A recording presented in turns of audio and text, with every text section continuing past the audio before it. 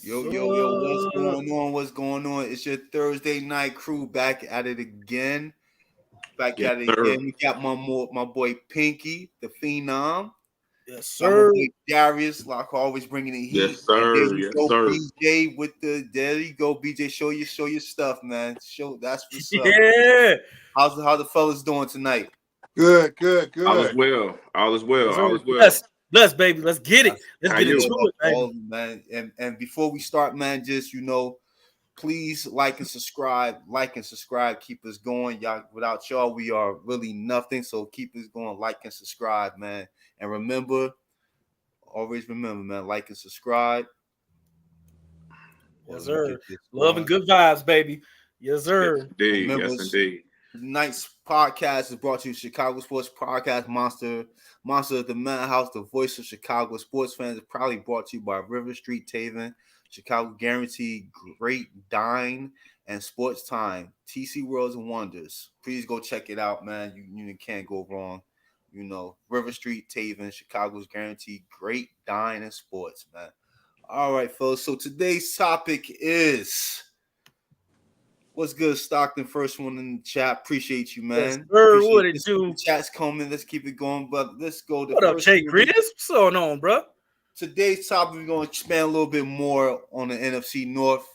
We're going to be talking about the head coaches for each team, ranking them from first, second, third, fourth. Try to keep it. We as this group Thursday, I think we all try to keep the bias out of it. So I expect that today. We all keep it 100 in this group. That's why I love you. I love talking with you guys because it's always a 100 thing, man. It's no bias here and there. It's no crazy fandom. It's gonna be great fans, but you gotta be realistic at the same time. Yeah, it's okay to be positive, but you gotta be real, man. We keep 100 on this show, man. That's what I like about Thursday. We keep it 100. So I'm gonna go ahead and start off with you, BJ, with the head coaches. What is your ranking? All right. So, ranking from top to bottom, I have Matt LaFleur as the best head coach in our division. Then I would go with, even though he's a bit risky at times and kind of dangerous at times, but his shit seems to work. His shit seems to work. So I'm going to go with Dan. Yep. And then I'm going to go with Dan. Not Dan. I'm sorry. Matt. Dan Quinn. Matt LaFleur was 1, and then Dan Campbell is 2 with the Lions. Yeah. And then I'm going to go number 3. I'm going to go with the beer gang. I'm gonna go with the beer gang with the Bears. And then Kevin O'Connell, I'm gonna have him as the last place coach here. Okay. Seems reasonable. Go ahead, my man Darius. Go ahead, Big D. What you going? Okay. 1 through 4 rankings. I'll start from 4. I'll put Eberflus at 4. A lot because we getting a lot out of our defense, not so much out of our offense. So I left Eberflus at 4 because he still has room to grow. It's still still room. And compared to the other 3 other coaches, they've been to the playoffs if I'm not mistaken. You know what I mean? Eberflus is one that hasn't been yet, so he doesn't. We can't reward. You know what I'm saying? We can't reward losing. Now, not saying it's all on him, but that's just the fact of the matter, right? I like that. Okay, number 3, I put O'Connell, man. I think O'Connell's great, man. O'Connell's a great coach, offensive coach.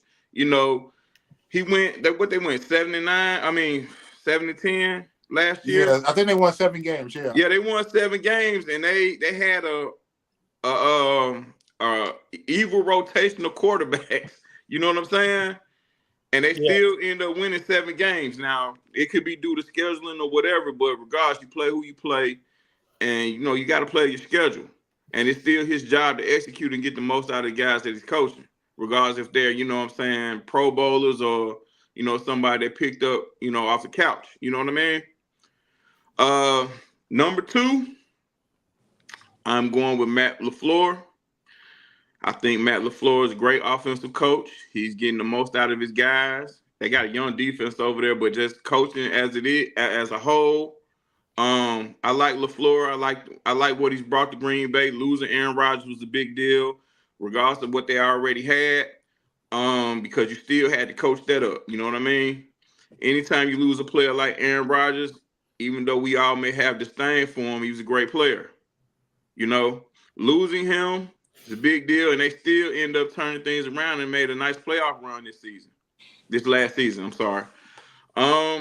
Number 1, man, I got to go with Dan Campbell, man. Dan Campbell, I've heard Dan Campbell give speeches, man, that made me want to jump through my TV. And I'm not a Lions fan. You know what I mean? Dan Campbell's getting the most out of his team in all 3 phases. You know what I mean? Now, he took risks.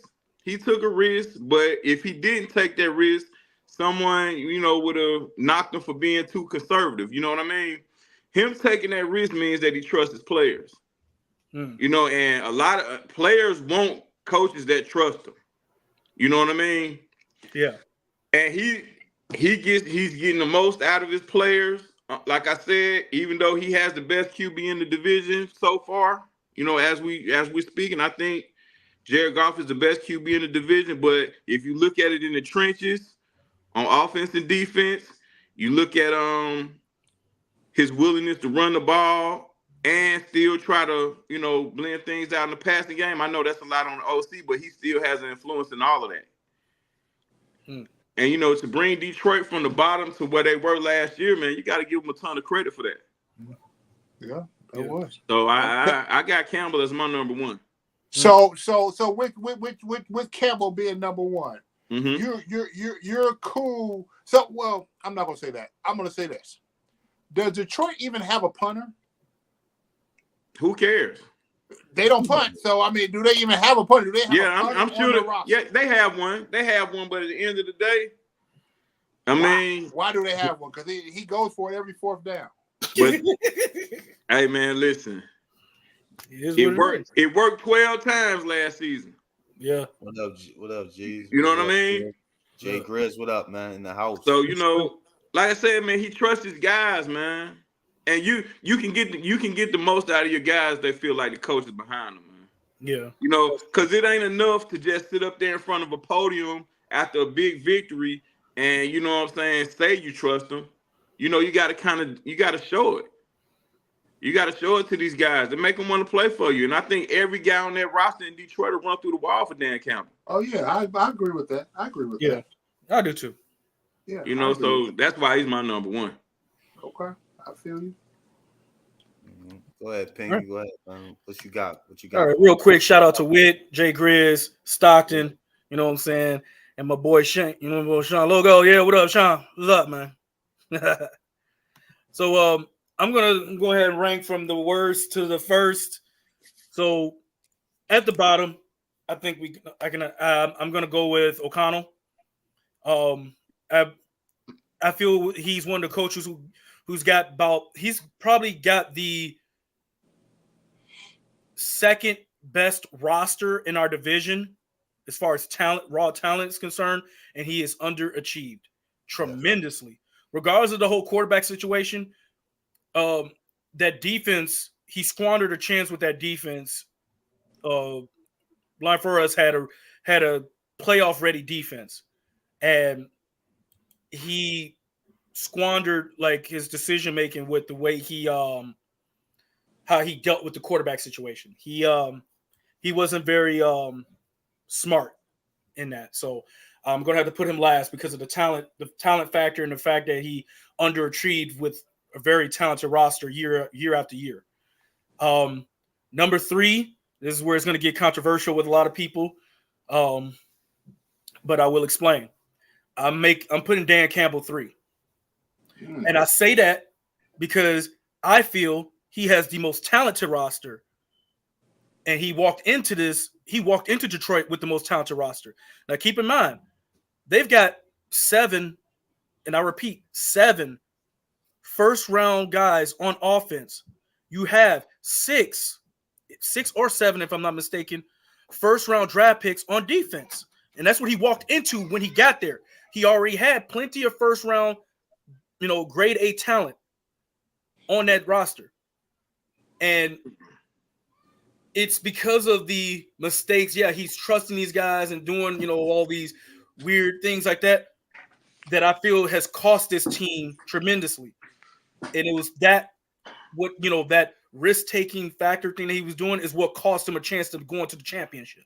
Yes, exactly. So he cost a very young, talented team a chance at a championship because he's not coaching. He's thinking like a player. And sometimes you have to be a coach.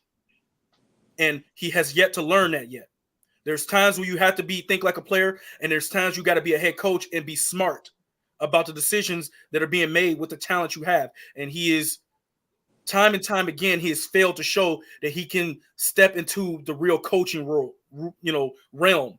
He outcoaches himself in situations. The whole debacle with the Cowboys, that was his fault. Regardless of how everyone, how you want to slice it, that was his fault. Should have never came to that situation. If you're being more of a head coach and not thinking like a player, you don't make those mistakes, period.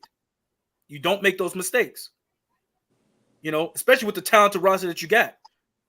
Easily could have been a 13-4 but he makes those decisions. He plays down that he has that team playing down to their competition at times, so he's just too stubborn for his own good.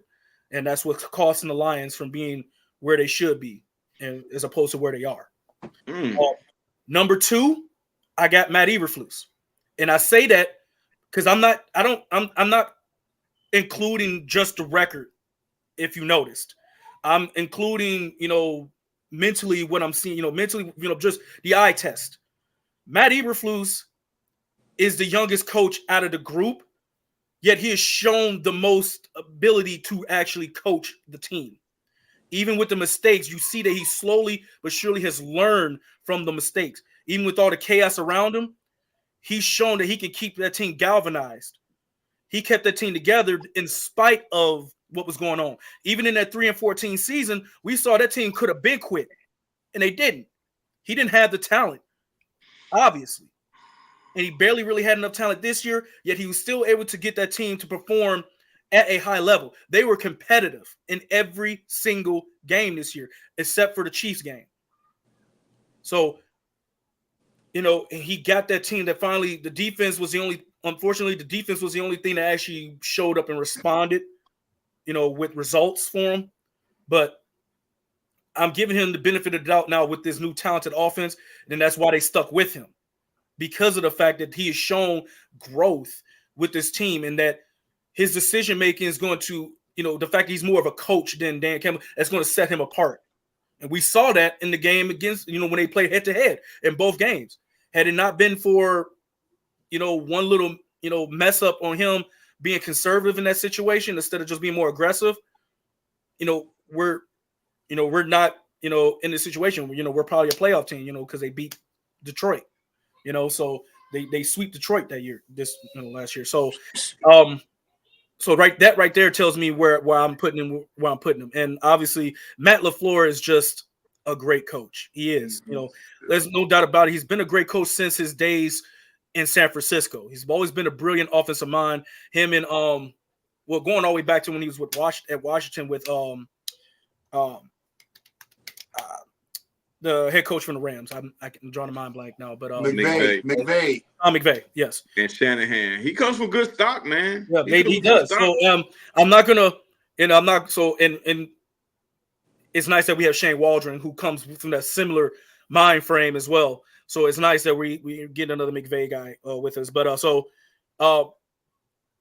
with that being said, he is a very brilliant coach, and he's damn good at what he does.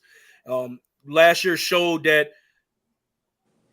that Rodgers was most likely probably hindering himself, butting heads with LaFleur, and cost him probably a chance at a championship. because he's a damn good coach. He's pretty good at coaching. We saw it with the young guys. You know, probably overachieved a little bit with the roster that they have. I think they're the third best roster in our division as far as talent goes. If we're being honest, they don't have the true namesake talent. You know, I'd say it's Detroit, Chicago, and then Green Bay, and now maybe Minnesota, because Minnesota lost a lot, unfortunately. So, so that's my ranking. So no, that ain't unfortunate. That's fortunate. Let them lose everybody. That's fortunate.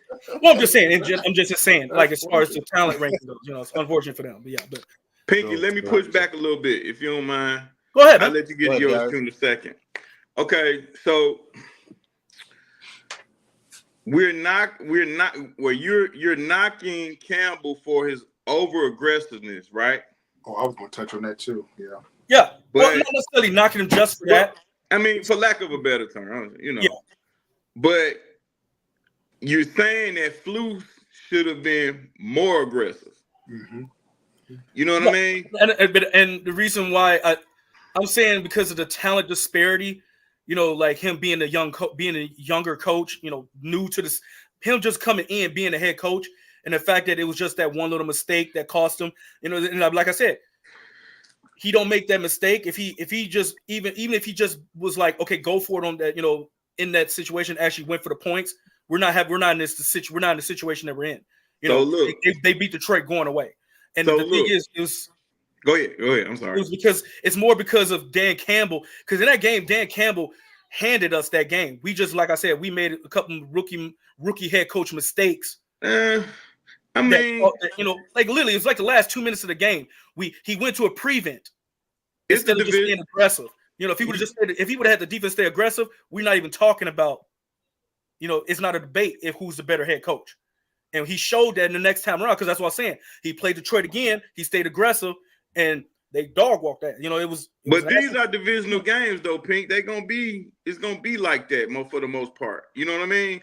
Yeah. You know, and I applaud. You gotta applaud Flus for not getting blown out or whatever. But I mean, these divisional games, especially, you know what I'm saying, within the last few years, outside of Green Bay, we play everybody tough. You know what I'm saying? It's been back and forth with everybody. Yes, the fact that Dan Campbell has a roster that should be blowing us out. He literally has the talent on both offense and defense where we should not be competitive, like especially last year. Well, I mean, but you know the game's not played on paper, Pink. The game not played on paper. I understand it, but I'm just saying there should be. I'm knocking Dan Campbell because he has the better roster. He should be able to outplay us just because, like, you know. In that situation, you know, sometimes talent should, you know, beat out. Like in a perfect example, let's say the Lakers playing, you know, the Washington. Mm-hmm. Oh, you know, on paper, Lakers better beat that. You know, they better beat the brakes off of them. And if they don't, you're gonna be like, the hell happened? You know, but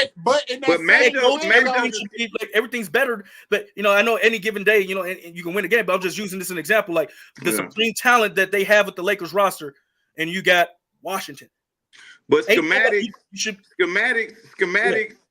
Sometimes, you know, the way things are schemed up can dictate style, and style can create, you know what I'm saying, tough matchups for this quote unquote most talented team. You know what I mean? Mm-hmm. Every team, regardless of the talent level, they have a weakness. You know, and at the end of the day, like you alluded to, if you don't come to play, you can get beat any week. Yeah. You know what I mean? And that's enough. That's the same thing with coaching. Coaching is not going to always be on point every game. They're going to have some games where they, you know, for lack of a better word, fuck up or screw up. So. You know, I don't know if you can judge a coach just off of one game. I'm not just judging just off that one game, though. No. It's not just off one game. He's not saying that. Yeah. Yo, because I'm saying Dan Campbell's made more. His aggressiveness has cost him more games than it should. That's why I'm. So you saying Dan Campbell? You telling me, hey Piggy? You telling me Dan Campbell should have went undefeated, huh? Well, I said 13-4. I said 13-4 this year. But that's been one game on, bro. That's true. The games that they did lose, they lost convincingly. So there's 4 games that they lost convincingly. That's why I say 13-4. And that game against us, the game that we beat them, the game that we lost to them, we should have actually beat them. And that's why I kind of add that into it. That's why I said the formula, if you take it out, they should have still been 13-4. But yeah, I saw Mr. Lugo. I seen Mr. Lugo put Campbell has the OC Ben Johnson. I mean, listen, man. There's a lot of head coaches that had talented OCs. Yeah. That's listen, man. That's kind of like a part of it, I think. If you that's win the reason why I still said that's part of the reason why I have Eberflus and Matt LaFleur ahead of Dan Campbell. Dan Campbell was a player, and he was a decent, tight ends coach. Yeah, he was tight end. But he wasn't a deep, saying, Matty Eberflus is known for his defense. Yeah. He is a defensive coordinator. Like, he was in charge of all the other guys on that squad. And Matt LaFleur was an offensive coordinator beforehand. He was coaching up quarterbacks. Was he an offensive coordinator? Was he OC? I don't think he was an OC, but I believe he was. I think Matt LaFleur was a quarterbacks coach, wasn't he? You talking about LaFleur or Campbell? Matt LaFleur. LaFleur. Yeah. Okay. He was an offensive coordinator. Yeah, he was OC. He became the head coach. Okay. Yeah. So that's what I'm saying. Like, both of these guys mastered their craft, and then you could see that showing. It didn't show their first year, their first or second year. It showed up, but if you eventually see their hallmark, you see the hallmark with Eberflus and LaFleur. But LaFleur went to the Harvard of coaching. He come from the Harvard of coaching staffs. You know what I mean? Yeah, Sean McVay. Like he's come from a real coaches have been hired just by exclusive group of coaches of McVay. All right, yeah. Yeah, John, you're right about that. I'm not gonna lie. That's a big brother. I mean, for a dude that's still kind of considered undersized, he don't look undersized at all. Yeah. He's gonna be big. We're gonna get it. I'm telling you, he reminds me of a former Bears player, man. Anderson. He reminds me of Mark Anderson. I think he's gonna have that kind of impact. Now he reminds me longer impact, or not just that 1 year. Yeah, hopefully he has a longer. I'm saying for this season, I think that he can have that impact. Mark Anderson, I'm not saying no one, man. When he came on the scene, I'm like, yo, he's gonna be fantastic. But Booker reminds me of a guy that we got from the 49ers years back. I want to say his name Anthony Adams. No. Keep the comments coming, man. We're playing the 3-4. I think he's playing the outside linebacker. For who? He came from the 49ers. Booker reminds me of him. I can't remember his name off the back, but I'll get it. From the 49ers? Yeah, this is a while back. This is when we was running 3-4, man. Oh, you talking about Aaron from the 49ers. Anyway, we gotta get the cues. Yeah. Sorry. No. Keep it going. I like what y'all doing. Keep it going. All right, for the head coaches, we took off for you, man. The head coaches for me, I'm thinking from worst to first. I got Kevin O'Connell, like Pinky said, man. He came into a team that was pretty much a decent, good roster. He definitely underachieved. Minnesota should definitely be better than what they are. You know what I'm saying? So I'm really not a fan of his. I think they're going to be the worst team in the division this year coming up. 3, I have Matt Eberflus because, like I was saying before, great Bill Parr says, you are what your record says you are. The reason I have Matt Eberflus number 3, what impressed me the most was I think the other head coaches wouldn't have. I think Campbell could do it. The way the team I thought was going to explode when they started off 0-4 last year. Yeah. I thought he was going to lose the locker room for sure.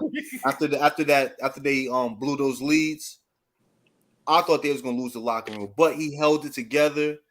He got the defense playing crazy, and the locker room just responded. He kept everything together, even though I thought what he was saying in press conference was just bullshit after bullshit. But it turned out to be true. It turned out to be true. He kept everything, kept all the noise out, and that's what impressed me the most, and I think that's why they brought him back anyway. You know, the players love him. I mean, as much as we thought it was bullshit, it worked. It worked. It worked. It had us thinking about him and not what they was going through. Yo, he kept everybody, and that was very, very impressive, man.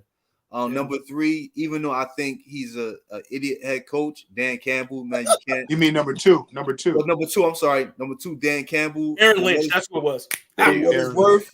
What is worth, man? Those players. Yes, sir. Those players, like like you said, Darius, they're running through a brick wall for him, man. He makes some questionable decisions. He did cost them a chance to go to the Super Bowl, but you can't knock what he's done with Detroit. When you draft in the top 5 for the last 15 years, you should have a talent. But he's winning. He's winning, but I think he's going to be the reason why Detroit don't get over that hump. So I just don't trust him. He makes some crazy decisions where I think he cost them the Super Bowl. He cost them parents the Super Bowl. There's a thin line between genius and insanity, Q. Don't forget that. It's a very thin line. True, but at some point, man, you can't be playing Madden when you're the head coach, man. You gotta. I feel you. Some shit you gotta. As a Lions fan, I would hate what he did to them last year, man. It's crazy. But number 1, I hate to say it because I hate everything that stands for the Wisconsin, the Packers, Matt LaFleur. He is the best head coach in the division right now. I hope Matt Eberflus can overtake him.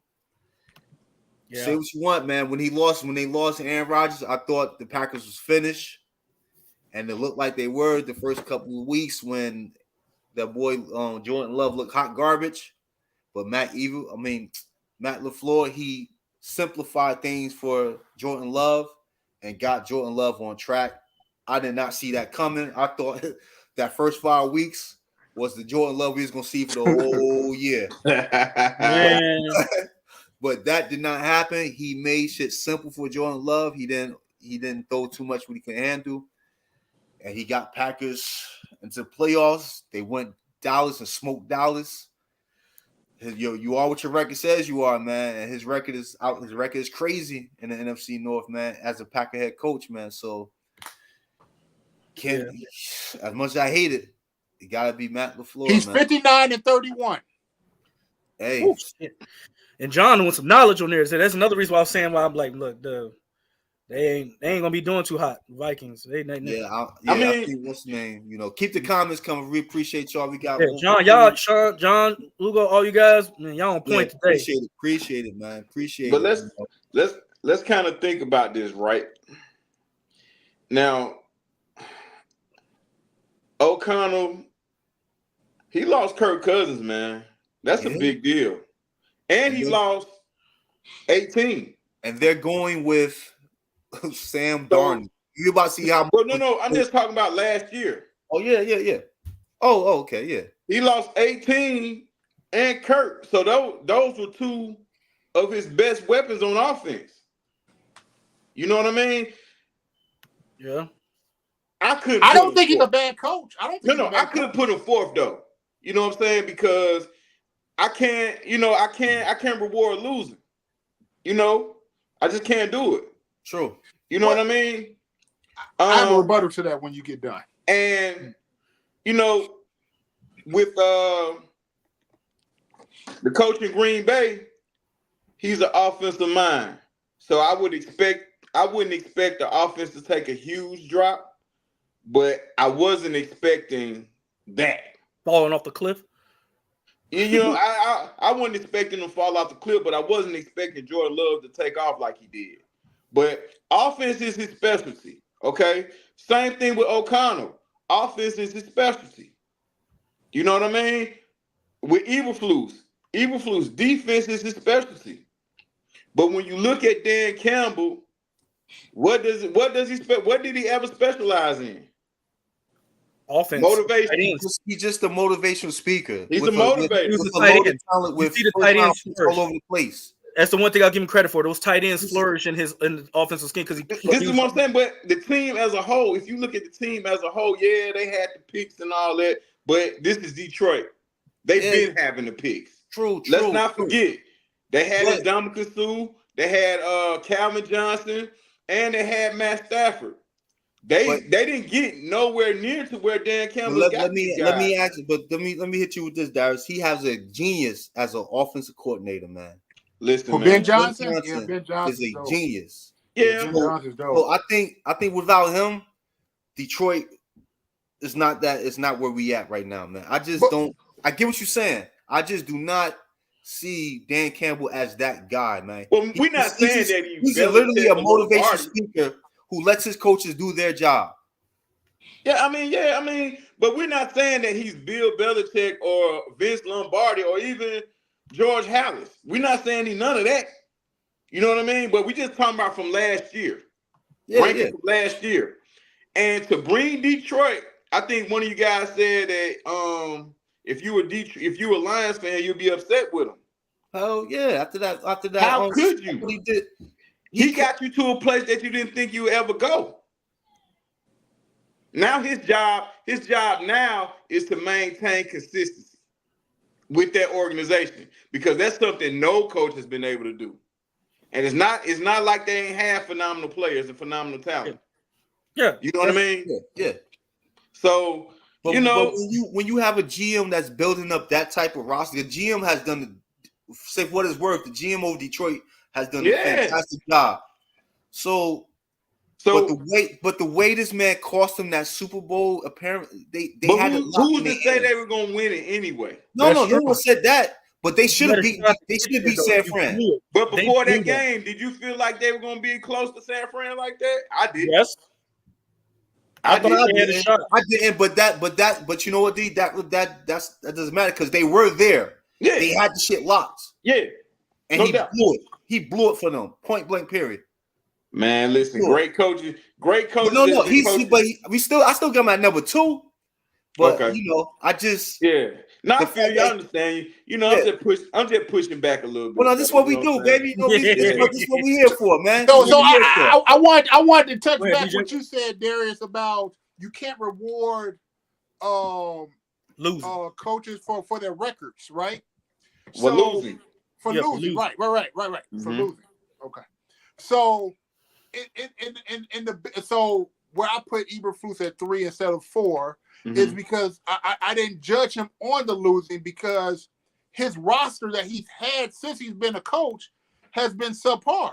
He's been having to coach players that probably are not going to be, productive in the league. They showed it because hold up, fellas. I like this one right here from AC Adam. If you listen closely, Campbell's exit view, he knows they're not going to get that close again. Facts. No.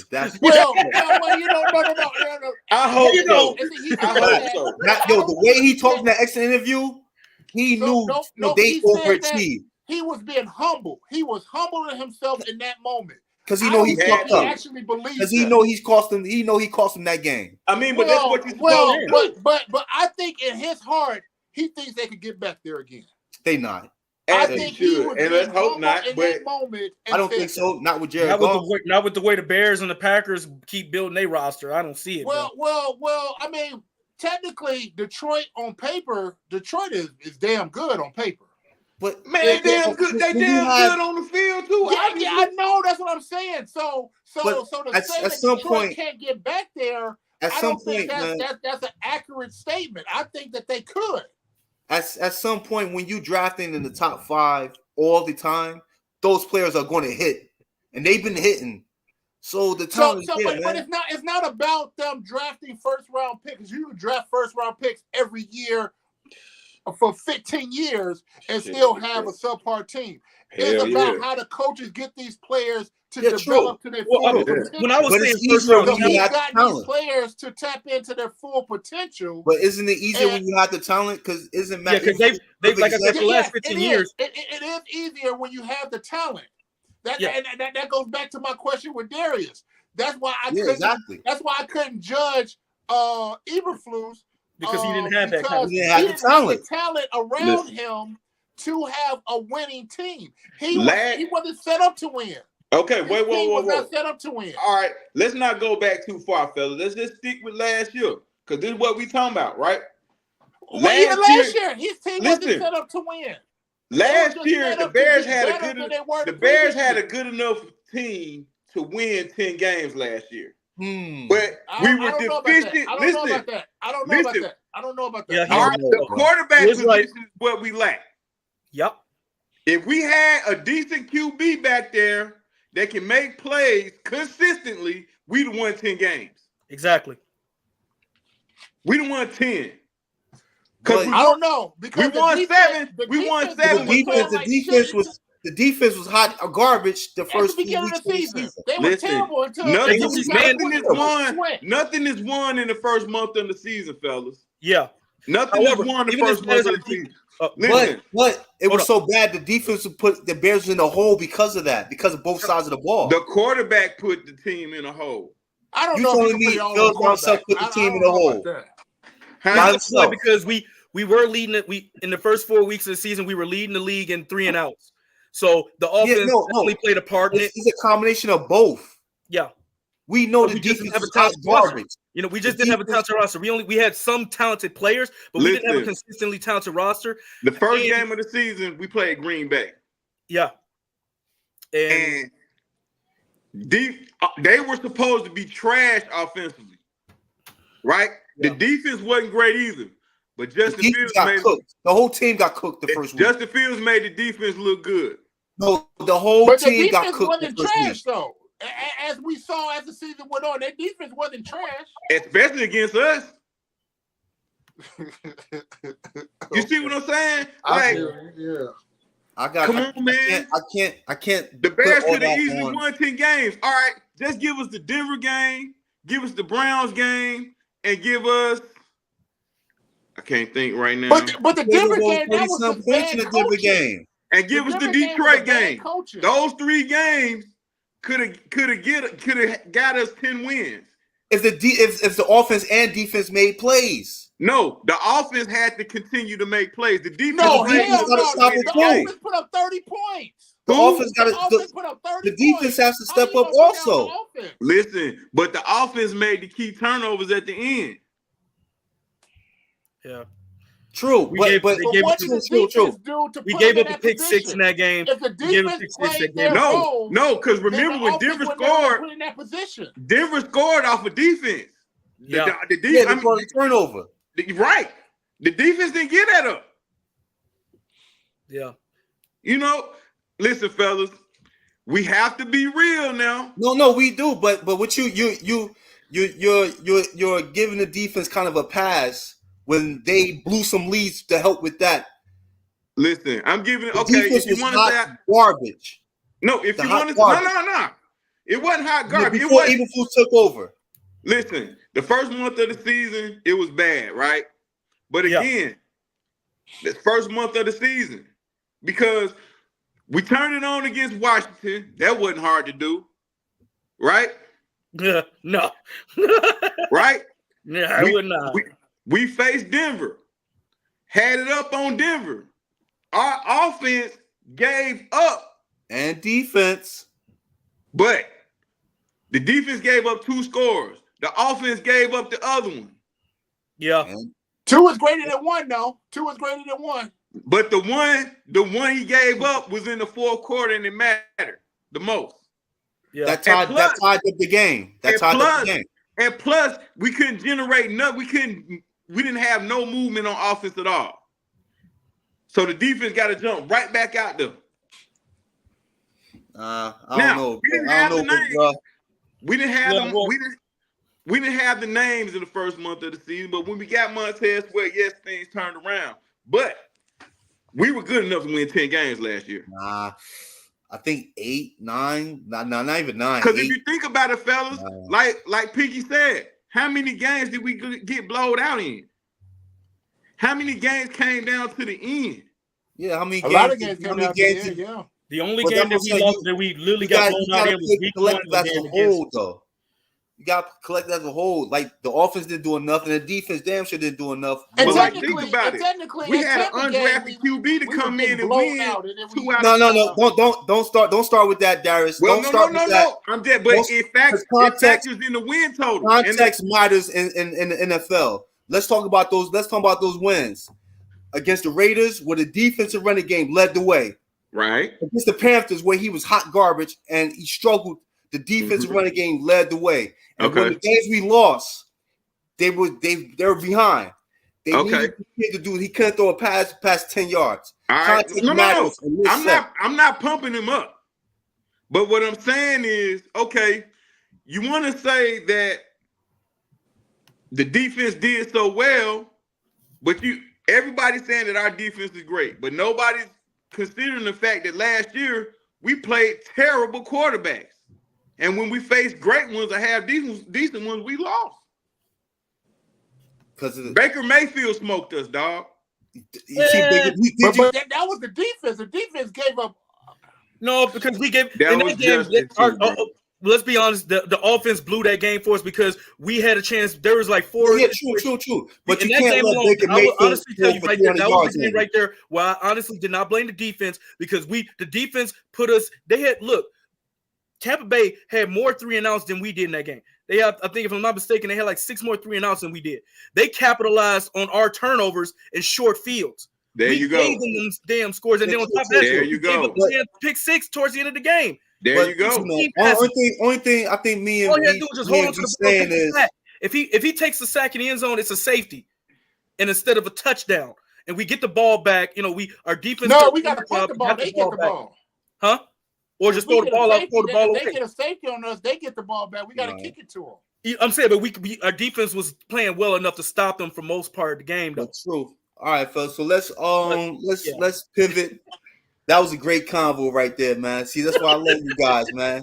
That's why I love you guys, man. We love you back, man. Love you. You know what I'm saying? Man. So let's before we get to our next topic, man. We gotta give a shout out to the sponsors and stuff like that. Yes, sir.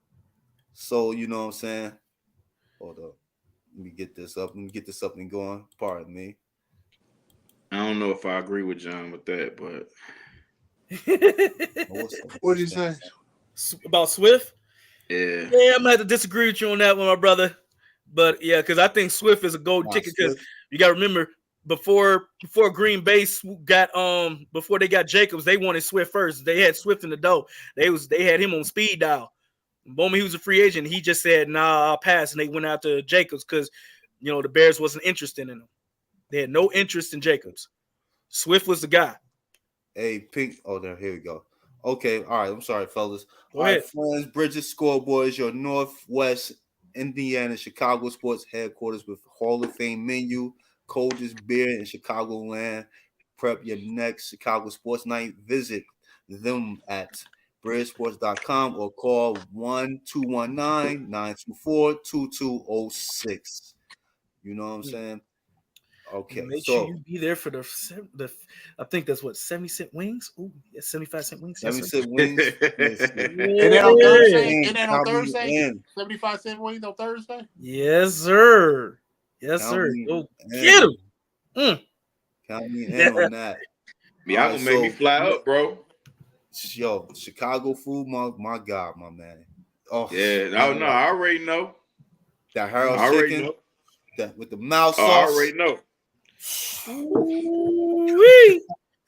All right, so we move to the next topic was something I've been waiting since almost 2 decades. Probably how long has it been? Like 2 decades, something like that. Yeah, something like almost 15, like more than 15 years. Are finally on Hard Knocks. I'm gonna end with you, yes. Because I know you got a lot to say.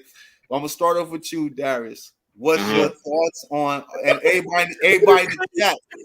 Everybody in the chat. Let me see it with the comments about the Bears on Hard Knocks. Let's go. Yeah.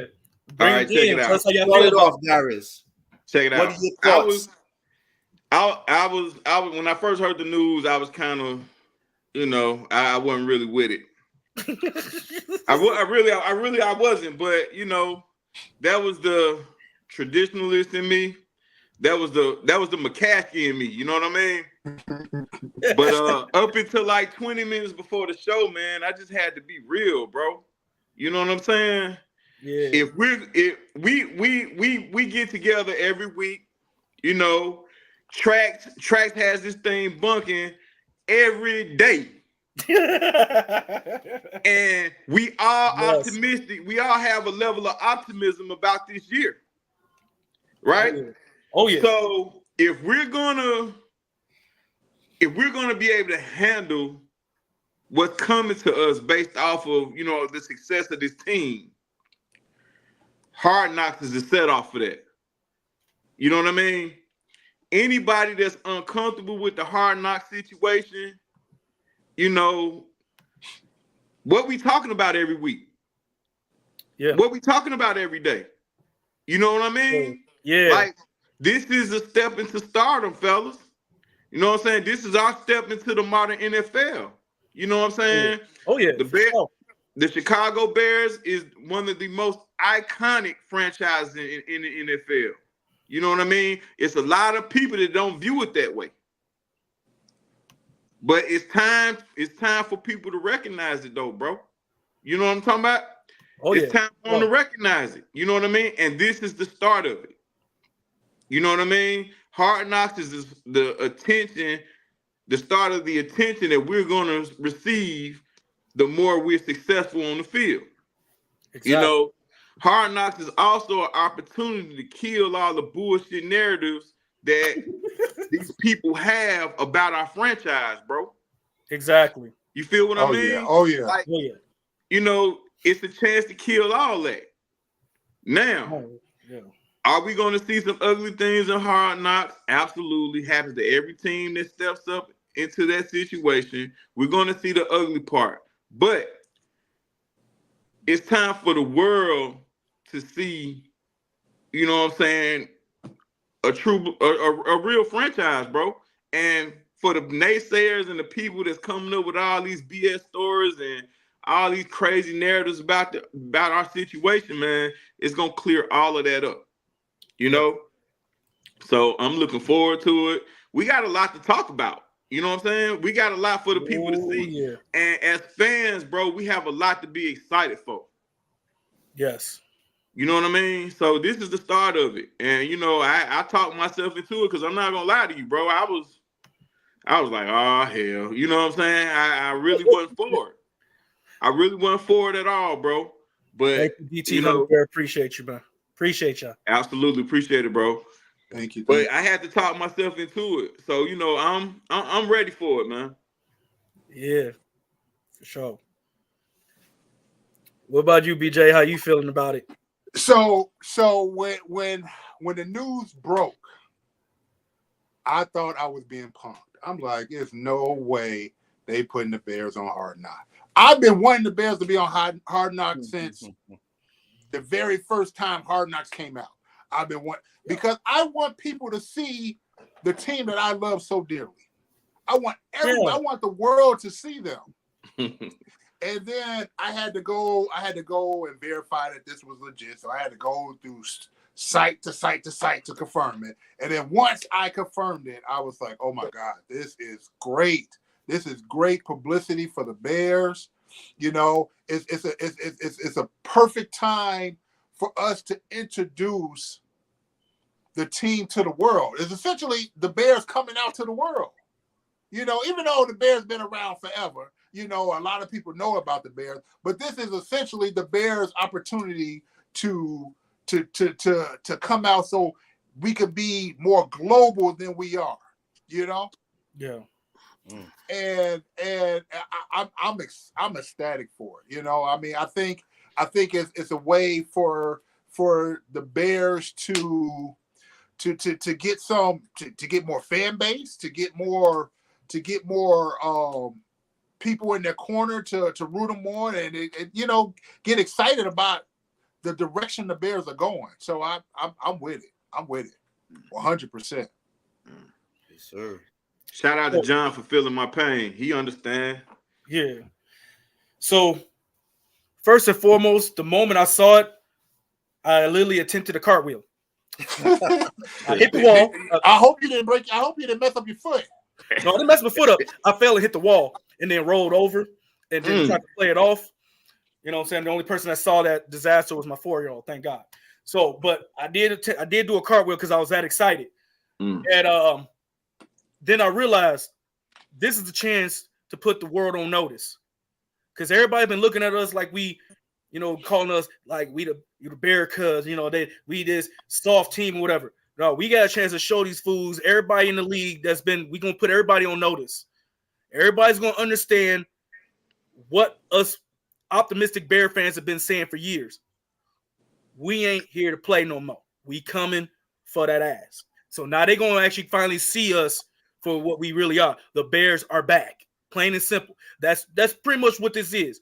We done stepped up to the modern era. We got that shiny new toy as far as the quarterback is concerned. We got the guy that's gonna take most of the attention away, and he built for it. He built for that Hollywood spotlight. Yeah. This ain't nothing new to him. He can handle this as this quote unquote distraction. He's been dealing with that since he was 14, being in that kind of spotlight. We got the guy who can carry it. We got the GM who's built for it too. He's got the look. He's got the charisma. He's got the attitude to deal with it. We have the structure now. We got the people in up. And Kevin Warren, we already know how well he is with the TV cameras in his face. So I'm not worried about, we actually have the organization, the front office that can handle this kind of pressure. There is not going to be a distraction now. We set up for it. And if I'm being honest, I don't think that they were quote unquote forced to do it. I think they actually said, we'll do it to get it out the way. Because I think they felt like now is the time to actually do it. They want the world to see what's coming for that ass this year. And I'm all for it. I am all for Ryan Poles leading the forefront with his new shiny quarterback toy, you know what I'm saying, and showing the league this is what you're going to have to deal with for the next 15 to 20 years from us. This is the monster that I rebuilt. This is the new monsters of the Midway. You know what I'm saying? This is what you're going to see. We're going to blow your ass out, and then we're going to keep you from scoring more than 17 points a game. That's the kind of offense and defense we coming with you. You know what I'm saying? We got a defense that's going to keep you that won't let you get more than 50 yards on any given drive. And then we got a kicker that's going to keep you trying to do everything from behind the 5-yard line. Good luck. You can drive 90 yards on us, congratulations. But chances are you ain't doing that against this defense. And Lord help you if we get a lead. Because we got a quarterback and an offensive coordinator that's not going to sit there and be conservative. That man got not one conservative bone in his body. And you saw it with Seattle. The only thing that held him back was Pete Carroll. Because that man wanted to keep slinging the rock. He was trying to throw touchdowns every drive. Trust me. If Geno had a decent arm and was actually more mobile or, more athletic than he is, Seattle's offense was going to put up more points on everybody. And you saw what he did to Detroit. And they didn't have their star running back, and he lit them up. So against pretty much everybody in the North, they put up more than 400 some odd yards against them. So I'm not worried about it. So I'm excited for it, and I can't wait to see all the haters try to explain away what's been happening when we blowing teams out and what's happening on this. Oh, he did this bad. Oh, they practice look bad, but then you see them go out there and drop 48 on the team. So that's what I'm waiting for. I'm just waiting to see so they can see the swag, and I want them to hate it so much. It's going to be like watching the Super Bowl shuffle every week, and they ain't going to be able to do nothing about it except take it. No Diddy. Take that. Take that. Yeah, man. That's how I feel about it. I'm all for it, man. Bring it. Yes. All right, for me, I love it. I've been waiting for this, like BJ said, since the first season. And for multiple reasons, man. Me, had grown up as a Bears fan. Anytime the Bears on TV, I stop what I'm doing and I'm tuned in. So now I finally get to see them actually behind the scenes. You get to see the players you root for every day. On Sundays, you get to get an understanding on how the player works.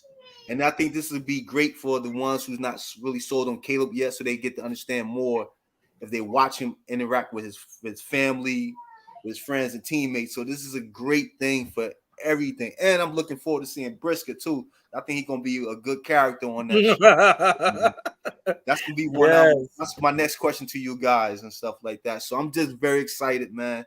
And it has a chance for Ryan Poles to show this is not your old Bears. Yeah. Like they said when RG3 made that comment, and he said this pisses him off because that's the past. So now you're going to see the structure. People going to learn what that hits program is about. Yeah. So indeed. Wait, man. Well, pressure's okay. There's no wrong with having pressure. They're professional players, so the pressure's already on them. Look here. Preparation kills burst pipe. Yeah. It either makes diamonds or burst pipes. Yes. So preparation kills all pressure, man. But it's just, man, it's just an exciting time, man. Like y'all said, like all y'all said, it's exciting time, man. Just adds to it, man. Just adds to it. You know? Yeah, man. We get to see them Bears the feature on HBO. So now you're gonna see them more talked about. They already talked about more than anything now. That's about the tenfold on ESPN. I love it that they talk about the Bears so much. On your radio station. Now out here in Jersey, they're gonna be talking about the Bears more. It's gonna be crazy, man. It's gonna be crazy. So now my next question to you guys is what player are you forward to them focusing on? You know, they had all segments where they focus on different players. What player are you looking forward to? Let me answer this real quick. No, the curse may be not real, but it's not real. That the Detroit Lions was the first team to actually have a winning record. The Dolphins. They may have not made the playoffs last year. They may not have made the playoff. They may not have made the playoffs, but they got to the NFC Championship the next year. So and the Dolphins made the playoffs last year after being on Hard Knocks. So shout out to Scrolls, man, but I ain't going for none of that. Nah, man. In the famous words of Derrick Rose during his MVP season, why not us?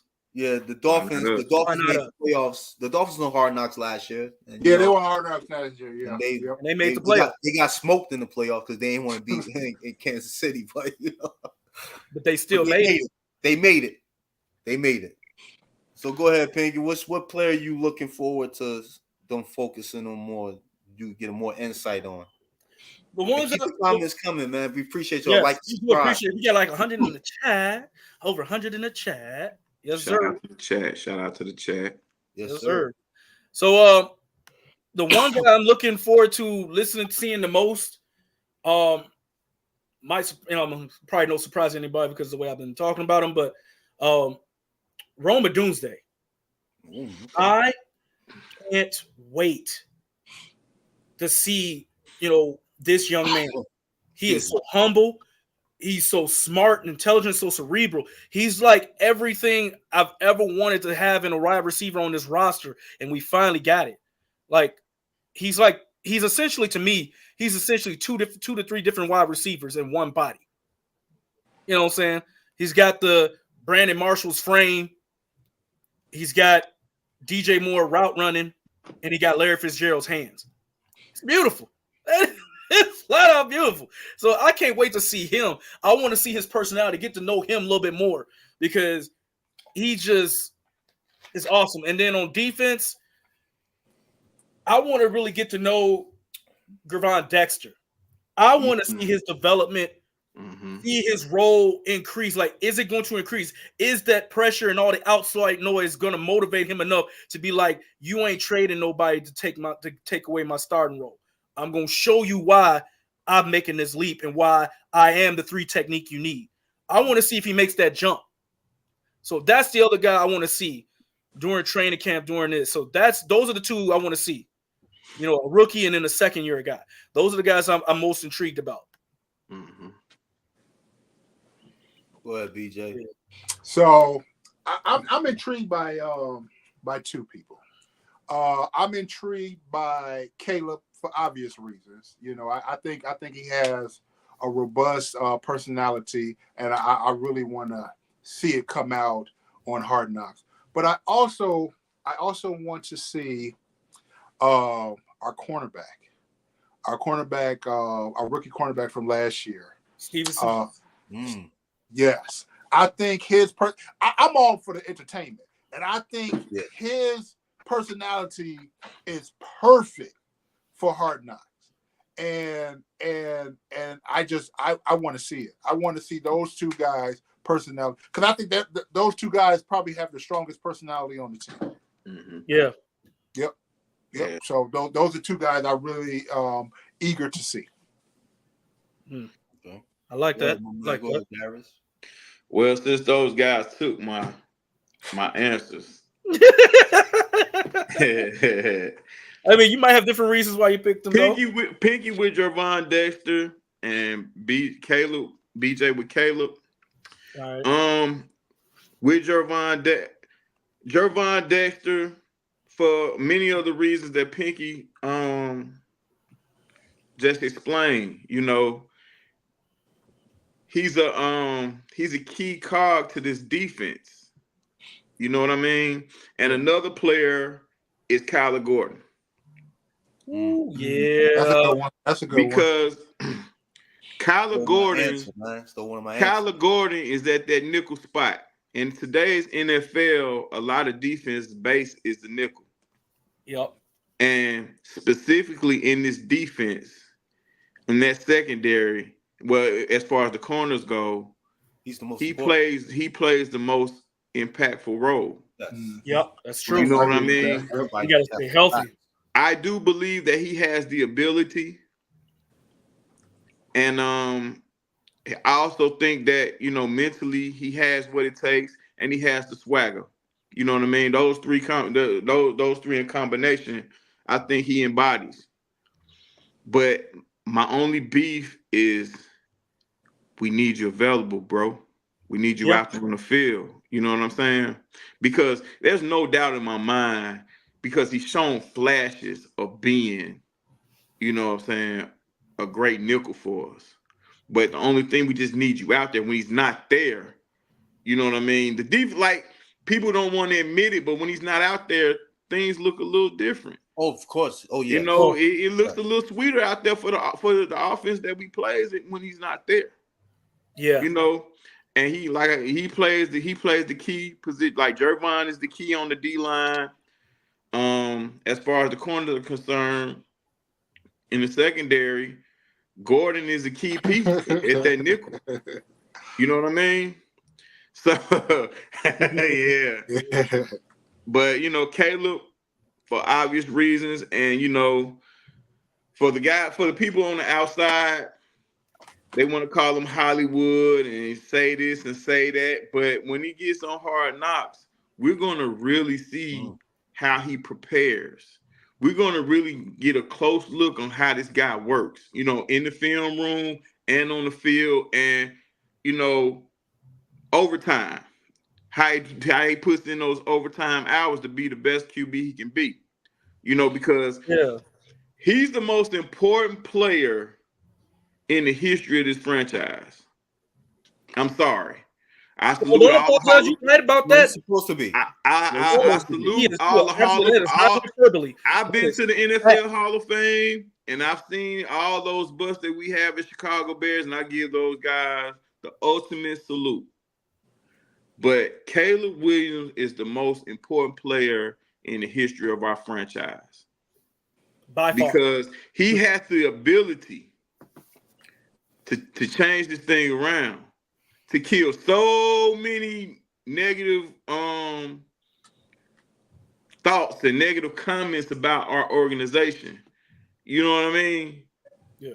From Musa Muhammad saying Chicago is where receivers go to die, you know, from all the naysayers saying that we can't develop any talent at this position and all that old other stuff. Caleb has a chance to flip this thing around. Yes. And keep us in the conversation for the next 12 to 15 years. Yeah, I agree. You know, so Kyler Gordon and Caleb Williams. Yeah. Okay, that's what's up. Where'd D go? But for me, I got three of them. Well, really, like I already said, Brisker. Yeah. Because when you look at Brisker, he's very active on social media already. You know what I'm saying? Yeah. And so he gonna be ready for it. He actually goes at it with with fans and stuff like that. You know what I'm saying? He interacts with fans, so he's going to be a character on the what's the name? And Jalen Johnson also. Jalen Johnson is another one. Jalen Johnson's a good one too. I was thinking about Jalen too. Active on social media, man. So he has. If anybody follows him, he's a great follow. He has a lot going on, a lot of charity work. He has a lot of get work. Busy boy. He gonna be a problem on HBO. He's one of the busiest.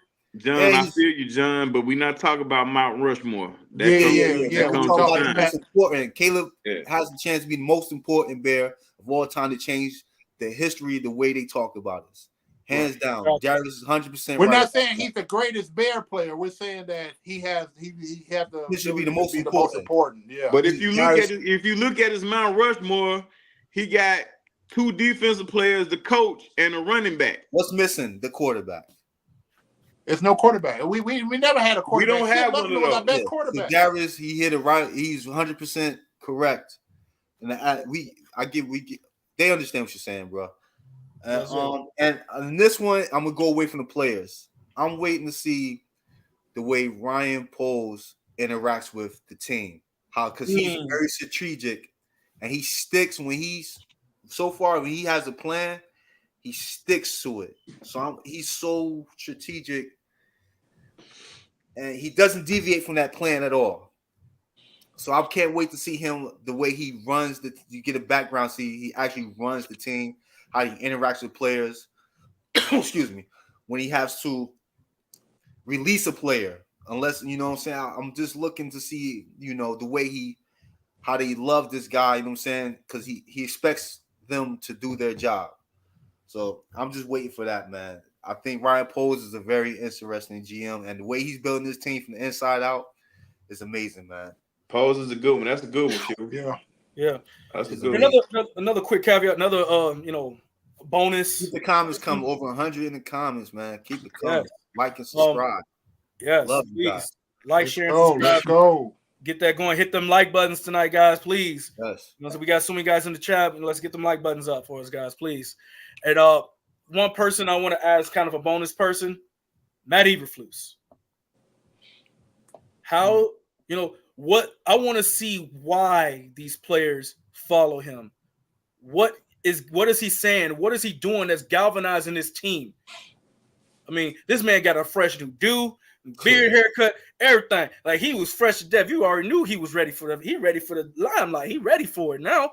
You know what I'm saying? So I got to see what the swag is all about with him now. You know what I'm saying? I want to find out. I think he knew about. That's why I got the shades on. I think he knew about Hard Knocks beforehand, man. It's got to be. I mean, because look, we've had so much access to ESPN, NFL Network. Yeah. I ain't never seen the Bears get so much shine. Once the Bears drafted Caleb Williams, they was a lot to be on Hard Knocks. It was no. But even before then, they ducked Hard Knocks for like almost 10 years. Yeah, but it's like you got to think about like not letting them do that this year. Yeah, that's true. But it's like it seemed like the Bears themselves were auditioning themselves, seeing that they can handle it. They've been having so much. They had so much publicity that they were purposely putting out all season. Like, think about it. The way Poles was talking about it, he sounded like he didn't want to be on this shit, man. The Chiefs won the Super Bowl. They probably talked about the Chiefs for about a grand total of 2 weeks after they won. And it's been all about Chicago and that first round pick and what they was going to do, who they was going to trade, and do all this. Every week, the Bears dominated all the way up past the draft until now. And still now, we are still the ones that every team is talking about. You got all these teams. Like, they start talking about, every time they start talking about another team, they start getting more plug. Oh, let me go ahead and do this. Boom. The Bears trade for Keenan Allen. Now the Bears being talked about for another 2-3 weeks. But this is perfect for the NFL. The NFL wants this. When the Bears are good, the NFL is doing well. They want the Bears to be successful. Yes, so, we're the second city. Of course they want us to do well. Great point, BJ. certain Great point. franchises the NFL needs to be good. Chicago's one of them. Yep. As much as I hate the Giants, Dallas is the Giants are one they of gotta them. have Dallas winning. That's why they Raiders. be on Dallas's back so much because they want Dallas to be great. The Raiders, the Bears, the Giants, those type of teams. The NFL needs these teams to be irrelevant because these are the teams that are like what the NFL is known by. They're like the face of the NFL. Yeah. And so they want them to stand out when they're actually doing well. The NFL is doing well. They're more profitable, and so that's what they want. So they're going to push that. They're going to push that narrative. So now that the Bears looking like that they are on a team on the rise, they're going to push that to the maximum, and you see it. You see the NFL pushing it. You see the media outlets. That's all they talk about. And you know, going back to the plays, you know what I want to see too? I want to see that wide receiver room, those meetings on that Hard Knocks. Because like DJ Moore said, it's a race to 1,000, man. So the competitiveness is going to be crazy, man. Yeah. It's going to be insane. It's going to be insane. I hope they don't lose it. I hope they don't miss out on the substance doing this race to 1,000, man. You know, I think you know, competition, man. Yeah, I mean, you know, but you know, I hope in this race to 1,000, when I say missing out on the substance, they have to bring Rome along. Oh, yeah. You know what I mean? Like they have to. Chris Brady ain't finna let that happen. They have to continue to. Well, what I'm saying, you know, the coaches are one thing, but as players, you know, you have to continue to teach. You know, while you still doing your thing. You know, you have to have that ability to teach because, you know, you're only strong as your weakest link. You feel what I'm saying? Yeah. So that's why I'm confident each one of them is going to get to 1,000 yards. And you know what the reason I say that is because Keenan Allen knows he don't get his touches if DJ ain't getting his touches. If you know, so if all these guys are doing well, and if they feel, and I'm telling you, Rome is going to be the key. He's going to be the one that opens things up for DJ and Keenan Allen, you know, towards the end of the season, is because everyone's going to be focused on those two guys. And I'm telling you right now, they're going to tell this young man right then and there, they're going to be like, look, we're going to do this. We know these guys are coming this way. This is how the defense is going to approach us these first couple of weeks. We're going to make sure you eat. And I'm going to tell you that's what's going to happen. He's going to get enough yards where he's going to be the one leading out at front first, him and Kmet. And then with everybody trying to focus in on the rookie because he's the one getting open, they're going to start sliding more protection his way because they got no choice or have to go man-to-man against us because of the sets that we're going to be put in.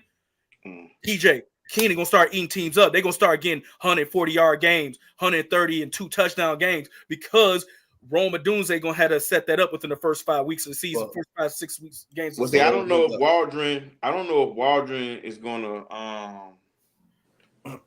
adjust his team. He showed us that with JSN. Well, I'm gonna tell you about, like you mentioned JSN, but they spoke to JSN before the draft and they asked his opinion on Shane Waldron. It wasn't a very welcoming response.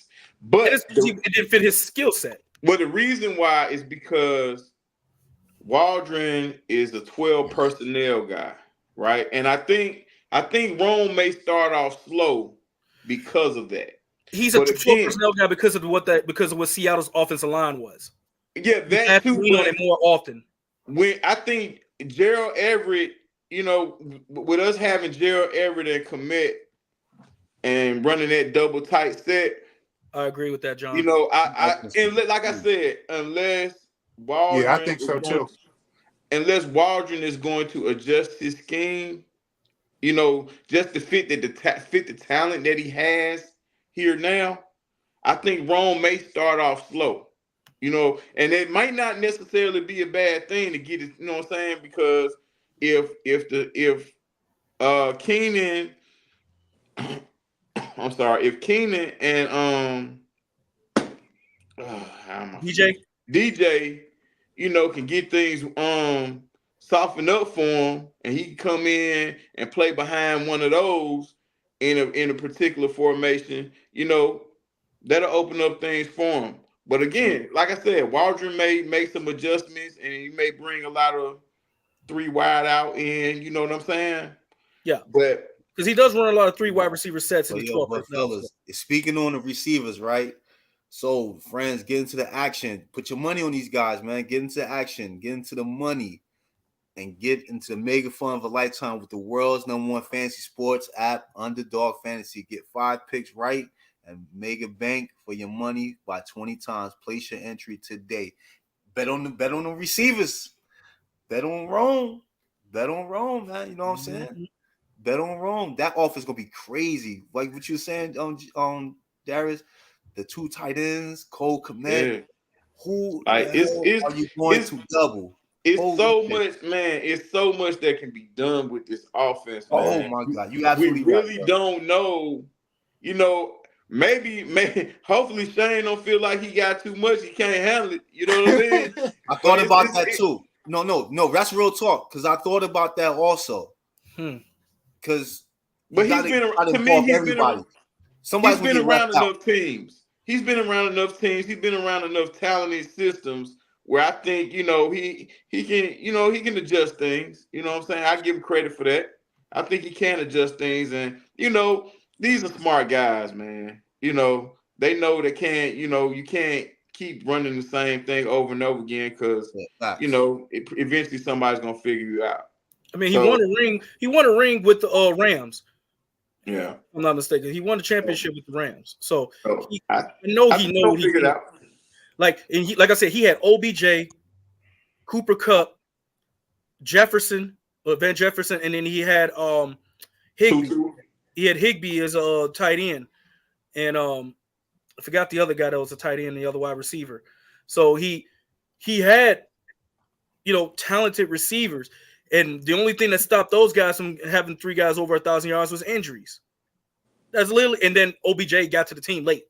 So it's not like it's not like he can't get that kind of production out of those guys. And same thing with Seattle. The rookie was out of a couple of games because of hamstring issues and stuff like that. So he didn't get a chance to actually get warmed up into the offense. So they had to readjust him into the offense when he got healthy because he missed a lot of training camp and stuff because of hamstring issues.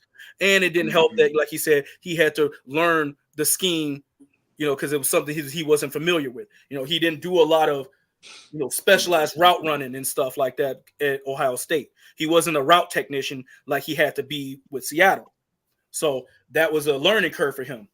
So, and that was part of the reason it's part of the reason why I'm not so concerned. Like, I'm happier for Waldron because he got Rome. Rome Odunze is the perfect rookie for him, and Chris Beatty, because Chris Beatty has a guy who's damn near polished already.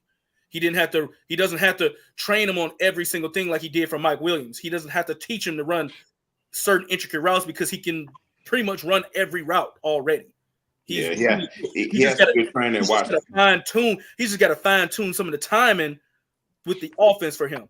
He's already kind of leaps and bounds ahead of the other receivers he's worked with that were rookies from his San Francisco days and so on and so forth. So, and plus he already knows DJ Moore, and he's worked with Keenan Allen. So there's familiarity all across the board for these guys. So it's like I think everyone's underestimating the familiarity part of things, with the quarterback having chemistry with more than half of these guys already. And they're working a system that's familiar to what he was good at Oklahoma and at USC. So, because Waldron made it abundantly clear the offense is being built around the quarterback. He's not using his system to make the quarterback. He's not making the quarterback fit his system. The system is being built around the quarterback. So everyone has to understand that, yes, Waldron was using 12 personnel in Seattle. That may not even be what the hell we run at all in Chicago, because you got to remember he was forced to run that system because the offensive line, the tackles in Seattle were god awful. They were terrible. Okay. They had a decent center and guard, but their tackles were terrible. So they had to run a lot of 12 personnel for protection's sake. So that played a bigger part in that in that situation in Seattle. Plus, Pete Carroll is a run first guy. He does not care. He wants the receivers to run the ball. He wants them blocking and running the ball about 55 to 60% of the time anyway. Well, I think it's going to be a lot of that too here in Chicago because the Rams ran a lot of 2-3 tight end sets too, and then they held. Well, they cannot double everybody. They won't. If they do this, good luck. They held Cooper Kupp and Puka Nacua and them guys. They held them guys accountable for blocking too. Like that's another thing they don't talk about with the Rams. They got some of the best blocking receivers in the league. Yeah, they do. True. But that run game gonna be serious with us too. Like I said, it's a lot, man. It's a lot, and that's a good problem to have for us because we ain't never had that problem before. All right, true. So I want to get into this last topic right here, man, before we close it out. So far the OTAs, a little bit of news that we have, man. How you guys feeling about OTAs? What's your disappointments and excitements, or is it just you're going to hold off into training camp? Go ahead, BJ. I'm gonna start with you, brother. I mean, OTAs. Your reaction says it all. I mean, OTAs. No, I don't put no energy into OTAs. You know, I mean, honestly, it's them trying to get to know each other. I think OTA is just basically the coaches and the players trying to get to know each other and try to get on one accord, and then they go into training camp. Training camp is when I'm going to be focused because now they're competing. They're actually trying to develop a game plan. You know, OTAs is just, who is this person? What can they do? Let's see what they can do. You know, it's basically a daggone, workout. When you're working out for the coaches, you know. Yeah. I don't put no energy. Hold up, pardon me. Hold up. I'm sorry. My man John said he hit on his parlay. $200 payout, 698. Who you treating, man? Shout out to John. Drinks on you, homie. Yeah, man. Drinks on John. Next time you got to share those parlay picks before you put them in, bro, so people could eat along with you, man. That's an unwritten code with the betting. But damn, Minnesota getting whooped. Yeah, I think they lost already. I think that's over with. No, it's 3 minutes to go, but they getting whooped. Yeah. It's over with, bro. It's over with. That was going to the finals. Go ahead, my man Darius, man. What you think about the OTA news, man? Are you excited? Are you disappointed? I'm not either. Respect to OTAs because it is some guys that really need that work. Yeah. I think OTAs is exhibition training camp. More like a sparring session. I just want, what I'm saying, because they're not going full. It's a lot of 707, no pads and nothing like that. You know what I mean? But I just hope, like I said, some guys may really need this work because they could be auditioning for other teams or other coaches, you know what I'm saying?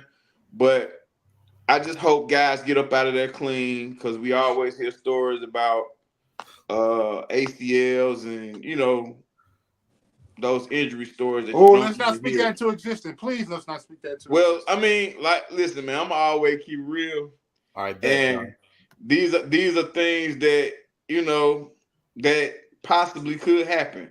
Not speaking none of it into existence. I don't want this to happen, but like I said, I just hope we get up out of there clean, man. Caleb get a view of an NFL defense for a change. Instead of doing all this work alone and playing with inexperienced, practicing with inexperienced players, he got a chance to work out with professional NFL players, and he going up against the NFL defense for a few days.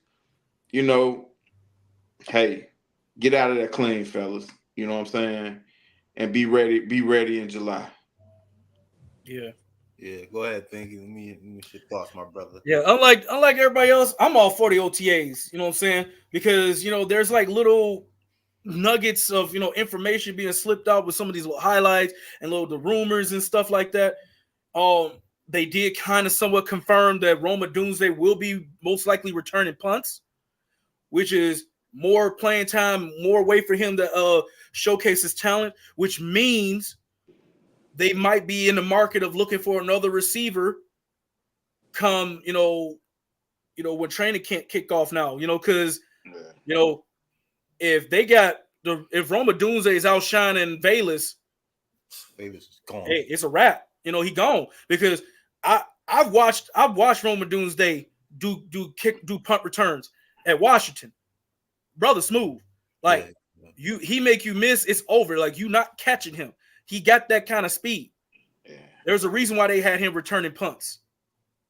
It's like, hey. But I think Vegas is going to be better for kickoff than punt return because he clearly is not. Because Vegas lost their job last year. Bro. Yeah. From what I'm hearing though, but from what I'm hearing, punt returns that was something awful. From what I'm hearing, it's the kick return job is for that undrafted kid and Scott to lose. Those are the two guys right now. So basically, Velus Jones hasn't really been available. He hasn't really looked too good. I think Velus moving passes here and there. He's still dropping passes here and there, so it's not looking good for him. Damn, I had high hopes. They may move Velus to running back, man. That might be his last hope. I think they're gonna move Velus off this team. That's why. Yeah, like he said. Hey, Ryan Post made it abundantly clear now. It's gonna be hard to make this roster, and I think he's already learned to set his feelings aside for guys he drafted. Oh, hey, man. So I'm all for it. You have to set your feelings aside, man. Because if it ain't working, if it's not working, you gotta get rid of it. And the reason I say that now is because I think Ryan Poles sees the window to win a couple of rings or be super competitive while Caleb's under his rookie contract.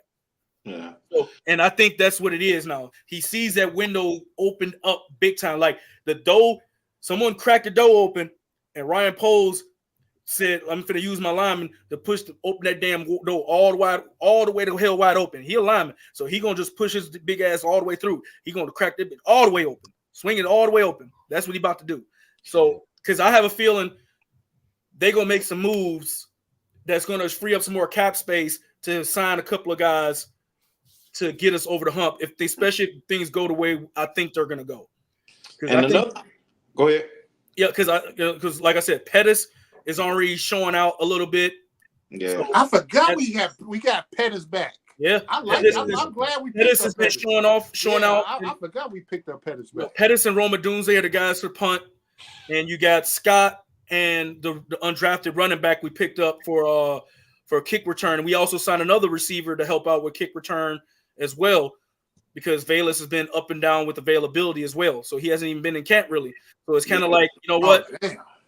So it's like it's not looking good for him. And then the way I see it, I'm thinking the Bears are going to go after a high-end veteran receiver again. They're going to grab another guy that gets cut from their team. They're going to pick him up off the cheap, and it's they're going to find another guy because there's some other guys. Poles did this with he did it with what's his face, the guy that we picked up as a DN, Unique Ngagwe. Yeah. So he waited to the last minute and got a guy off the cheap and got as much as production out of him as he could. I don't know if it was cheap. We paid him $10 million. I don't know if that's actually low market value. It's a low market value for defensive ends. That's the going rate for veterans. That's actually and for his age. For his age, that's the going rate on the cheap for a person his age for 1 year. So that's actually a deal. Because the only reason you want to say, Darius, go ahead. The only reason where I may Pink, I've been doing a lot of pushing on you tonight, man. I'm sorry. Now we all push good, back on Pink. I may push back on that because it's a lot of guys, not necessarily top level guys, that you could be able to pick up that's going to be cut from other teams. That's what I'm saying. That's what that specialize in that return role. You know what I mean? So spending our money on another receiver, I don't think he'll do that. Well, I'm just saying to replace the receiver route. That's what I'm saying. They might go to receive because a lot of these guys that's on the receivers core that we have might not make it. Pettis might not even make it. You know what I'm saying? Like we may have signed him, but he may not make it. You know what I'm saying? If we find somebody better than Pettis, I don't expect us to keep Pettis when we can get that guy that gets dropped from another roster that may fit the team better. You know what I'm saying? Pettis is a good utility guy. Pettis is a good utility guy. Only problem with Pettis, just like the problem with a lot of them guys, is that he can't stay healthy. Yep. That's you know exactly what I mean? What was wrong with Pettis. Yep. Like that's the thing, that's because Pettis can return kicks too. You know what I mean? But he's not a receiver that. Well, suppose Tariq Cohen signed with the Jets. He's already that's good. That's proper. I'm happy for him, man. I hope he can stick. I hope he sticks. But I like Tariq. Pettis is not going to be a threat on. Let's hope he doesn't have to be a threat on our offense. Let's hope. Let's hope that he can stay in special teams. I think special teams. He, the big three and the kid out of Cincinnati, that'll be 5. I think Valus is, like you guys said, I think Valus is on the bubble if they don't change his position. I think Valus is gone, man. I was hoping. I wouldn't count him out just yet. I thought he could be a special weapon, man. But don't punt returns. Hey, injuries are a part of the game. That's why I said, you know what I'm saying? That's why, like I was saying, like there's gonna be some guys who aren't injured that get dropped from their team because of cap for cap reasons. Because they got no choice. And there's a lot of, and trust me, there's gonna be a lot of good defensive ends, a lot of good wide receivers, plenty of running backs already free agents right now that the Bears can scoop up. They just waiting them out, wait till those guys get desperate and sign them at the cheapest price right now. That's all I'm saying. Like, I honestly, I don't, you know what I'm saying? Valus is gone. I think he's gone. Honestly. In my opinion, is out of here, man. Like, and I only say that it's because if the guys who are on the bubble because of cap reasons with other teams, not because they aren't talented, but just because they being overpaid where they are, overpaid, other teams are scrapped for cash in those positions or whatever. I think that the Bears are going to be the first team to snatch them up because they're going to be able to maneuver things around with their cap situation because they got the most. They're one of the only teams that have the most flexibility. Yeah. So, and I have a feeling those players that are free agents are going to want to come to Chicago, not only because of Hard Knocks, but because of Caleb and because of Brian Poles and what he's done for other players already and how he treats veterans who perform. Yeah. So that right there in itself is going to tell me that some of these guys who get cut, they're going to want to come to Chicago. They're the first team they're going to look at is going to be like the up and coming team, the team that's getting them up publicity. Because guess what? If they don't make the cut with the Bears, there's HBO tape showing like, maybe he'd be good enough for me next year. So they're going to show out. Yeah. Even if they don't sign a long-term deal, they might get a bigger deal somewhere else because of what the training camp thing did for them. I think it's going to be a double-edged sword. We're going to get some good guys coming to us because of this Hard Knock situation. Yeah. Trust me. And I think Poles, being who Poles is, the way we see him operate, I think he's gonna give Valus a chance to thug it out in training camp. And when he does get cut, he's gonna be one of those hard knock cuts. You know what I'm saying? When they find, he's gonna be one. He's gonna be Chad Ocho. That dude come ask for a playbook. That you know what I'm saying? I don't think they do that on Hard Knock. I don't think they didn't they cut that part out? They did. That was brutal. I think they said they cut that part out. For what? With them getting cut like that on the open and stuff. No, they show that. They do. They usually show. I think it's certain teams. No, I'm sorry. Certain teams that cut that part out. That's one of my favorite parts of it. I mean, you don't like to see nobody lose their job, but that's some brutal shit right there. It's part of the job, but that shit is brutal. Yeah, hey, the Bears had reality of the league. I like that trade for Bud Dupree. I like that trade. Now the thing is, see, the Bears have already had their own series, the 1920 series that they have on ChicagoBears.com, where they literally go through the cuts. Mm-hmm. They show that already. The Bears have already been showing us that already behind the scenes kind of stuff. So it ain't gonna be nothing new for them to show it on HBO. I forgot which team it was that didn't show, like what Darius asking for the playbook and shit like that. I forgot which team it was. Yes. I agree with AC. That's the realest part of the show, man. Yeah. But that shit is brutal, man. Yeah, it's tough. It's heartbreaking, but it is what it is. But again, man, appreciate everybody in the comments, man. Appreciate the sponsors. Appreciate you, fellas. Closing time, fellas. Yo, I appreciate everything, man. Great show, man. The comments was popping, man. Great show, fellas. Please like, share, and subscribe. Like, share, and subscribe. Yeah, pass on the good love, good vibes, everybody. Man, keep this going, man. Like I say, he continues to do hard work behind the scenes, man. You guys don't understand, man. He be pulling the strings. Be amazed at some of the stuff he gets done, man. Yeah, like, shout out to Tracks, man. How would you pull that off? Like, yeah, big broke Tracks. Let's do it, bro. How'd you pull that off, man? He's literally the plug. Where is going, man? But I appreciate you guys, man. My boy got to hit the crispy cut, the shades going. Yeah, I know. I asked him, like, yo, who you about to pull over, man? Yeah. He straight look like police, like he's about to pull somebody. You like Johnny Law, huh? You like Johnny Law. I'm like, who you just pulled over? Man, he was looking fly today, man. My boy's looking fly. Yeah, man, looking young, man. But I appreciate you guys, man. We got the call tonight, yo. You know what I'm saying? It's closer. It's closer. Can't wait, man. Can't wait, yo. Peace, fellas. We must do this again, man. All right. Yes, man. Yes. Off, man. It's your boy. Till next time, Chicago up. Bear down. Bear down. Yeah. Peace.